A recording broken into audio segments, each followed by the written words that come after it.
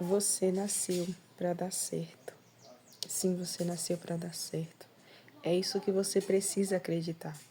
Não olhe para o seu futuro com pensamentos negativos, porque é isso que está impedindo você de receber o seu milagre. Você precisa olhar para o futuro como você deseja se ver vivendo lá, e não com negatividade. Porque a partir do momento que você olhar para o seu futuro com olhos de esperança e de fé, você vai viver o impossível de Deus na sua vida. Você vai ver aquilo que era impossível se tornando possível. Porque antes das coisas acontecerem do lado de fora, elas precisam acontecer na nossa mente. Porque a palavra de Deus diz: como pensei, me sucederá. Então, quando você pensa positivo, as coisas começam a dar certo. Mas antes disso, você precisa pensar positivo.